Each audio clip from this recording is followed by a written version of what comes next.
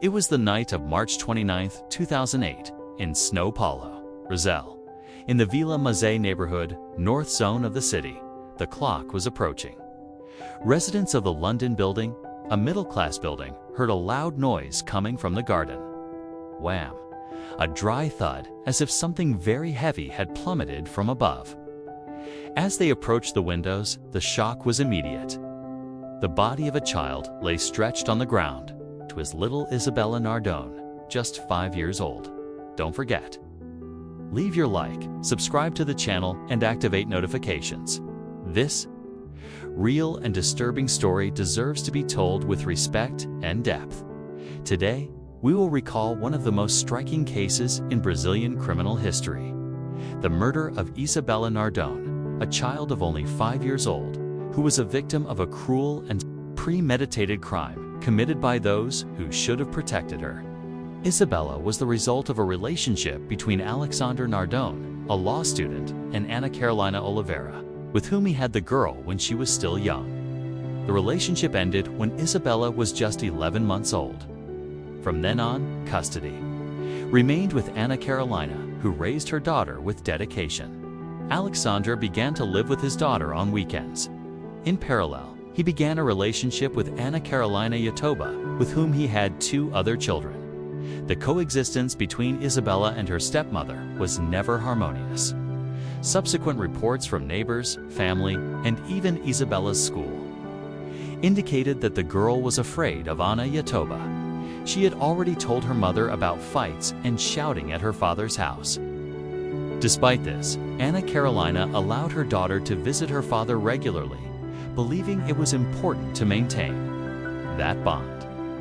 Little did she know that this coexistence would end in tragedy. In his initial testimony, Alexandre stated that upon arriving at the apartment, he carried Isabella, who was asleep, and put her in bed. He said that minutes later, he and Ana Yatoba went downstairs with the other children, and upon returning, they realized that the girl had disappeared. According to them, someone had invaded the apartment and thrown Isabella out the window. But the aversion did not hold up. The window protection screen was crudely cut. The apartment was locked from the inside. There was no sign of forced entry. And worse, there was blood in the couple's car, on the sheet, on Isabella's clothes, and strangulation marks on the girl's neck. The forensics confirmed Isabella was assaulted before being thrown. She was partially asphyxiated, became unconscious, and was still alive when she was thrown from the 6th floor. The fall was not an accident. It was a deliberate attempt to cover up a crime. The criminal forensics were meticulous. Analyzing the couple's car, they found traces of Isabella's blood on the back seat. In the apartment, they discovered a diaper with child urine, drag marks, footprints on the wall near the window, and signs of a struggle. The protection screen was cut from the inside, and the window frame had adult footprints, indicating that someone climbed there to throw the child. Furthermore, Isabella's body injuries indicated aggressions prior to the fall. A mark of a blow on the forehead, scratches on her arms, and signs of asphyxiation by manual pressure on the neck. And most importantly, there was no indication of invasion of the building. The entrance was monitored with a doorman and cameras. No stranger entered or left that night. As the circle closed in, the couple's behavior drew attention. During the testimonies, they contradicted themselves. Their versions changed constantly. The chronology of events didn't match. It was then that the police began to consider the cruelest hypothesis. The crime had been committed by the child's own guardians. Witness statements and psychological investigations revealed that Ana Carolina Yatoba had intense jealousy of Isabella. She did not accept the girl's presence in her husband's life. There are reports of previous aggressions, shouting, slaps, and even that the girl arrived quiet and scared at her father's house. The timeline constructed by the prosecution was devastating. Isabella would have been assaulted by Yatoba inside the apartment.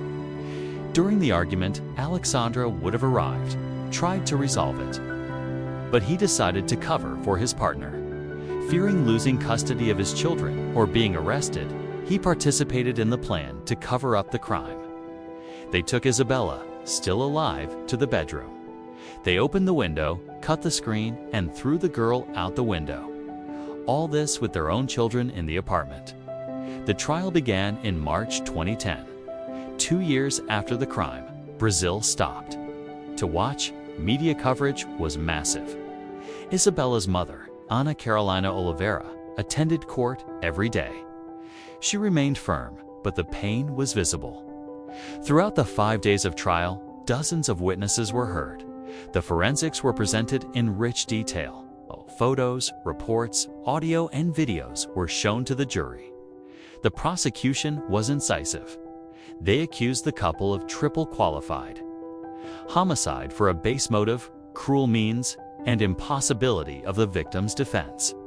In the end, the verdict came as a relief to society. Alexandre Nardoni was sentenced to 31 years, 1 month, and 10 days in prison. Ana Carolina Yatoba, the stepmother, was sentenced to 26 years and 8 months.